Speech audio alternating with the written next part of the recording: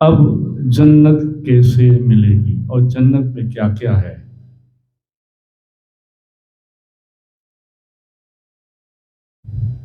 اور یہ سارے بیانات قرآن، حدیث اور بڑی بڑی معتبر خاص کتابوں کے حوالے سے ہیں، اور کتاب کا نام بھی ہے جنت کے نظارے، عشق رسول، فضائل امت محمدیہ صلی اللہ علیہ وسلم، اور رونے والوں کے حکایتیں اور رونے والوں کی عجیب داستان۔ یہ اردو میں ہے، کہیں بھی مل جائے، نیٹ پہ مل جائے۔ کہنا یہ ہے معتبر کتاب ہے سنت والجماعت کی۔ بچھونے کتنے موٹے ہوں گے جنت کے؟ حضرت کعب رضی اللہ تعالیٰ عنہ فرماتے ہیں کہ بچھونے کی اونچائی 40 سال کے سفر کے برابر ہے، اونچائی بچھونے کی۔ اب حوالہ ہے نہائے ابن کثیر، ہدیہ الارواح وغیرہ وغیرہ۔ اب قرآن فرماتا ہے، قرآن میں ہے تخت شاہانہ، اللہ تعالیٰ کا ارشاد ہے، اللہ فرماتا ہے جنت میں بیٹھتے ہوں گے تکیہ لگائے ہوئے، تختوں پر جو برابر بچھائے ہوئی ہیں، اور ہم ان کا گوری گوری بڑی بڑی آنکھوں والیوں سے یعنی حوروں سے بیاہ کر دیں گے۔ سبحان اللہ، یہ قرآن فرماتا ہے، سورہ واقعہ آیت نمبر 13 سے 16 اور سورہ غاشیہ آیت نمبر 13۔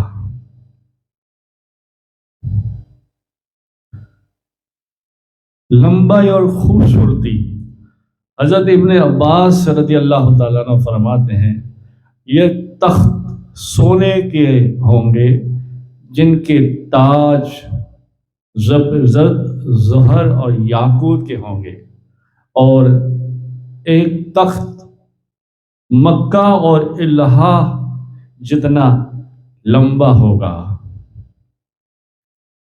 حضرت کل بھی کہتے ہیں تخت کی اونچائی اوپر کی طرف، تخت کی اونچائی اوپر کی طرف 100 سال کے سفر کے برابر ہوگی۔ جب آدمی اس پر بیٹھنے کا ارادہ کرے گا تو فوراً اس کے لیے وہ جھک جائے گا۔ سبحان اللہ۔ اب کہنے دیجئے جیسے ہمارے لیے لفٹ ہوتا ہے، تو یہاں تو لائٹ چلی جائے بھی پریشانی، اور یہ تو نور کی بات ہے۔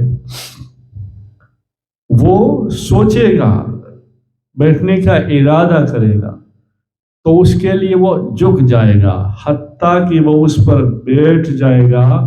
پھر جب وہ اس پر بیٹھ جائے گا تو وہ پھر اپنی جگہ بلند ہو جائے گا۔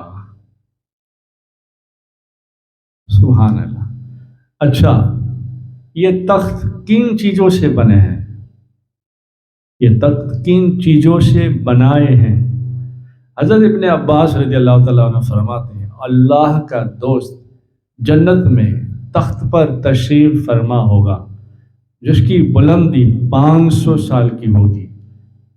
اس کے متعلق اللہ تعالیٰ کا ارشاد ہے، اور تخت ہوں گے بلند، فرمایا یہ تخت سرخ یاقوت کا ہوگا جس کے سبز زبرد 2 پر ہوں گے۔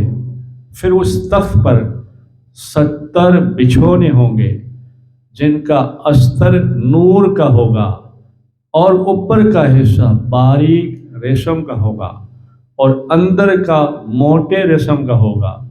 اگر اس تخت کے اوپر کے حصے کو گرایا جائے تو اپنے نچلے حصے تک 40 سال کی مدت میں پہنچے گا۔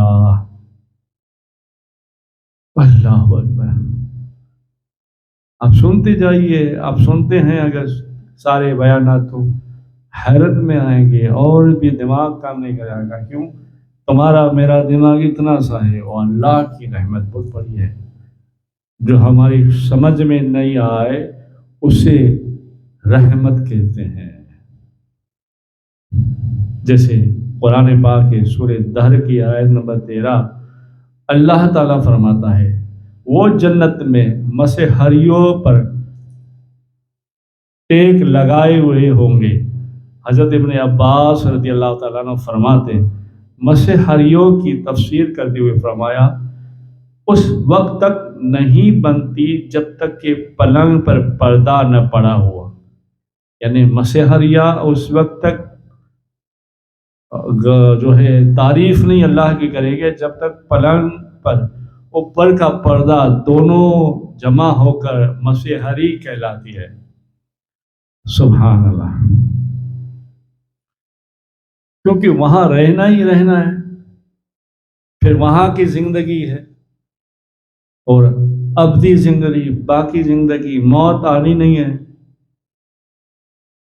ایک ایسے ٹیک لگانا، ایک ٹیک 70 سال کی ہوگی، اور پھر بھی اسے خبر نہیں ہوگی، تھکن نہیں ہوگی، احساس نہیں ہوگا۔ جیسے حضرت ابو سعید خدری رضی اللہ تعالیٰ عنہ سے روایت ہے، امام الانبیاء تاجدار مدینہ محمد رسول اللہ صلی اللہ علیہ وسلم نے ارشاد فرمایا آدمی جنت میں پہلو بدلے بغیر 70 سال تک ٹیک لگا سکے گا، اور اس سے زائد بھی اور کم بھی ہو سکتا ہے۔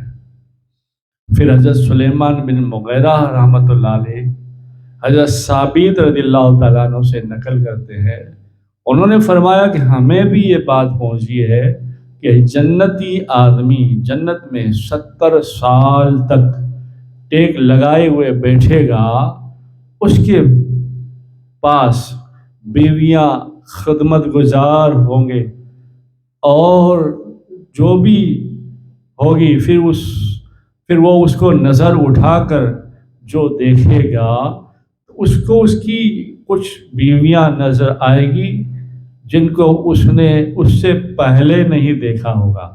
وہ کہے گی اب وہ وقت آ گیا ہے کہ آپ اپنی طرف سے ہمارا نصیب بھی فرمائیں، ہمیں بھی اپنی نصیبی میں اپنی صحبت عطا فرمائیں۔ سبحان اللہ۔ اور ایک بات وہ بھی میں کہوں، یہ دنیا والی صحبت نہیں، وہاں تو بس پاکیزگی ہوگی، نور ہی نور ہوگا، بس خیال کریں گے کام ہوگا۔ مسحریہ کس چیز سے بنی ہوگی؟ ارشاد اللہ تعالی، ارشاد باری تعالی۔ حضرت مجاہد فرماتے ہیں کہ مسحریہ لؤلؤ اور یاقوت سے بنی ہوئی ہوگی۔ سبحان اللہ۔ اور ایسے بھی واقعات ہوئے ہیں جو نیک لوگوں نے دنیا میں ہی اپنی جنتی نعمتیں، رحمتیں، موتی، تخت دیکھ لیے، اور پھر واپس اللہ سے توبہ کر کے اپنی نعمت وہاں اللہ کو پھر عرض کیا کہ مولا ہماری عرض ہے، دعا ہے کہ اس کو تو واپس وہیں رکھ لے کہ ہمیں وہیں کام آئے۔ سبحان اللہ۔ جیسے نیک عورت نے جنت کا تخت دنیا میں دیکھ لیا۔ حضرت ابو حامد حلاس فرماتے ہیں میری والد بڑی نیک تھی، ایک دن ہم بہت محتاجی کی حالت میں، جیسے ہماری بھاشا میں کھانے کے حالے ہو گئے، کھانے سے دانے سے محتاج ہو گئے، تو مجھ سے ماں نے کہا بیٹے ہم کب تک اس تکلیف میں رہیں گے؟ آج جب تم سحری کا وقت ہو تو دعا کرنا، اور میں بھی آمین کہوں گی۔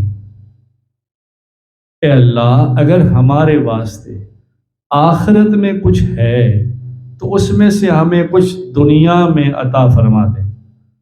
اس وقت شہری کے وقت پھر جب دعا مانگی آپ نے اور ماں نے آمین کہا تو گھر کے ایک کونے میں، ایک گوشے میں نور دکھائی دیا۔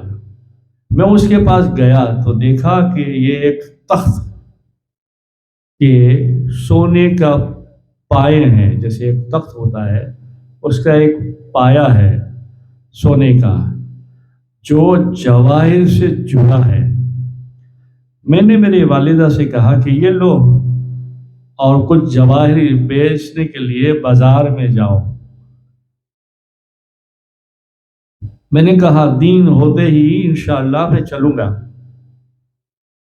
جب میں نماز فجر پڑھ کر گھر آیا تو مجھے میری ماں نے کہا بیٹا تو مجھے معاف کر اور پھر دعا کر اور میں تیری دعا پر آمین کہوں گی کہ اللہ یہ جو رحمت ہمارے گھر آئی ہے، یہ تخت کے پایا جو آیا ہے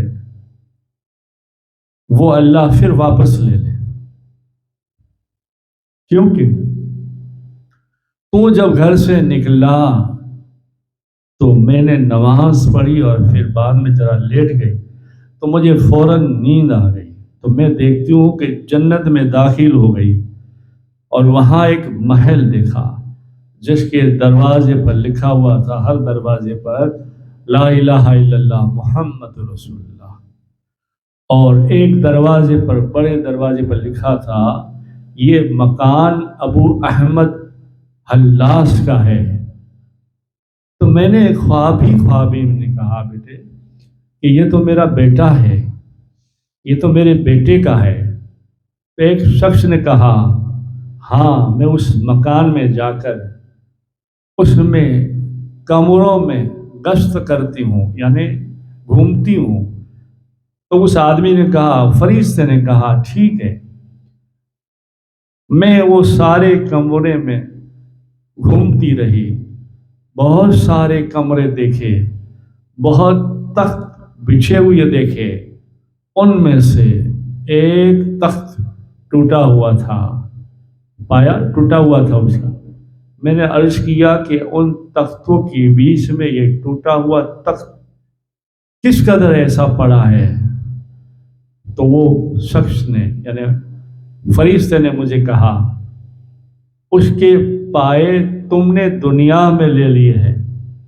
میں نے کہا اسے اپنی جگہ پہنچانا ہو تو کہا پھر اللہ سے دعا کیجئے۔ سبحان اللہ۔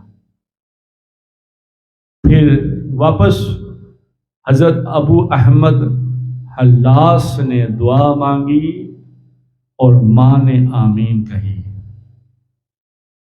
سبحان اللہ۔ روض الریاحین میں ہے یہ واقعہ۔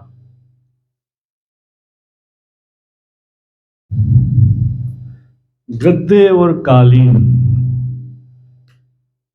ہاں وہاں یہ بھی ملے گا انشاءاللہ۔ اللہ تعالیٰ کا ارشاد ہے وہ جنتی حضرات سبز مشجر اور عجیب خوبصورت کپڑوں کے فرشوں پر تکیہ لگائے ہوئے بیٹھے ہوں گے۔ اے جن انس تم اپنے رب کی کون کون سی نعمتوں کے منکر ہو جاؤ گے۔ بڑا بابرکت نام ہے آپ کے رب کا جو عظمت والا اور احسان والا ہے۔ یہ قرآن پاک ہے، سورہ رحمان کی 76 سے 78 کی آیت ہے۔ پھر اللہ تعالیٰ آگے فرماتا ہے اس جنت میں اونچے تخت بچھے ہوئے رکھے ہیں، آب خور موجود ہے، یعنی یہ سامان جنتی کے سامنے ہی موجود ہوگا تاکہ جب پینے کو جی چاہے دیر نہ لگے۔ ہائے ہائے سبحان اللہ۔ اللہ کی شان دیکھو، اللہ اپنے محبوب مقبول بندے اور بندیوں کو کتنا چاہتا ہے، کیسا انتظام کیا ہے، کیونکہ رب ہمیں چاہتا ہے۔ انشاءاللہ ایک پروگرام اللہ نے چاہا تو آئے گا، اللہ کتنی محبت کرتا ہے اپنے بندوں سے انشاءاللہ۔ ساری چیزیں جنتی کے سامان میں کمرے میں موجود ہوگی، جب پینے کو جی چاہے دیر نہ لگے، اور برابر لگے ہوئے گدے تکیے ہیں، اور سب طرف قالین ہی قالین پھیلے پڑے ہیں، یہ جہاں چاہے آرام کر لے اور ایک جگہ سے دوسری جگہ جانا بھی نہ پڑے۔ سبحان اللہ، سبحان اللہ، سبحان اللہ۔